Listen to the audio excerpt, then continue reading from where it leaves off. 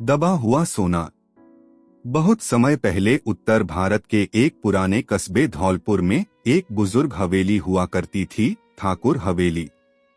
कहा जाता था कि उसमें दबा हुआ सोना छुपा है। लेकिन हर उस व्यक्ति के साथ कोई न कोई अनहोनी हो जाती जो उसे खोजने जाता। रहस्यमयी शुरुआत। आरव एक युवा इतिहास शोधकर्ता दिल्ली से आया। उसे पुरानी इमारतों की कहानियों में गहरी दिलचस्पी थी। जब उसने ठाकुर हवेली की कहानी सुनी तो उसकी जिज्ञासा और बढ़ गई। गांव वालों ने उसे बहुत मना किया, बाबूजी, वहां मत जाइए, वहां भूत हैं, सोना नहीं। पर आरव ने ठान लिया था कि वह सच्चाई जानकर रहेगा। पहली रात। आरव रात को अकेले टॉर्च लेकर हवेली में घुसा। चारों ओर धूल, मकड़ियों के जाले और एक अजीब सी सन्नाटा। नीचे तहखाने में उतरते ही उसकी टॉर्च झपकने लगी। तभी उसे दीवार में उकेरे गए कुछ संकेत दिखे, एक त्रिशूल, एक आंख और एक सांप। यह कोई रहस्य प्रतीत हो रहा था। अचानक दीवार से धीमी सी आवाज आई, जो सच की तलाश में आया है वही जिंदा लौटेगा। आरव का दिल जोर से धड़कने लगा, पर वह रुका नहीं। दबे खजाने की खोज। दूसरे दिन वह गांव के सबसे बूढ़े आदमी बाबा हरिदास के पास गया, जो ठाकुर हवेली के पुराने नौकर थे। बाबा ने कांपती आवाज में बताया, ठाकुर साहब ने 1857 के गदर के समय लाखों की संपत्ति हवेली में छुपाई थी, लेकिन उन्होंने अपनी आत्मा वहीं बांध दी ताकि कोई चुराने न पाए। आरव ने पूछा, क्या कोई सुराग है?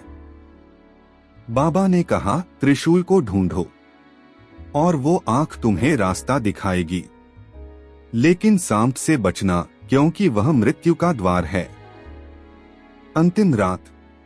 तीसरी रात आरव फिर हवेली गया, अब की बार पूरी तैयारी के साथ।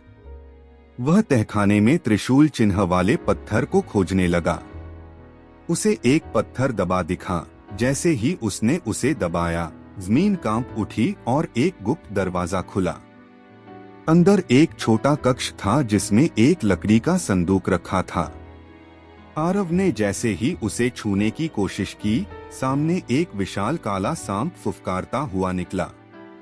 आरव ने डर के बावजूद बाबा की बात याद की, सांप से बचो, वो मृत्यु है। उसने पास पड़ी चाबी से सांप की आंखों की ओर रोशनी डाली। सांप हड़बड़ाकर दूर भाग गया और दीवार में समा गया। सच्चा खजाना। आरव ने संदूक खोला, उसमें सोने की ईंटें, पुराने जेवर और एक चिट्ठी थी। यदि तुम स्वार्थ से आए हो तो यह सब राख बन जाएगा, लेकिन यदि ज्ञान फैलाने आए हो तो यह खजाना तुम्हारा है। आरव ने सोना अपने पास नहीं रखा। उसने सरकार को सूचित किया और संग्रहालय बनवाया, जिसमें ठाकुर हवेली की पूरी कहानी दर्शाई गई।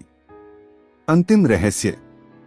आज भी ठाकुर हवेली एक संग्रहालय है और लोग कहते हैं वह सांप अब भी तहखाने में सो रहा है, बस फिर से किसी लालची के इंतजार में।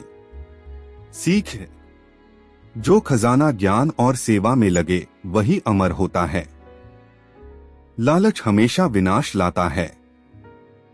मजेदार और शिक्षाप्रद कहानियों के लिए जुड़े हमारे चैनल पर। कहानी पसंद आए तो लाइक एवं सब्सक्राइब जरूर करें। धन्यवाद।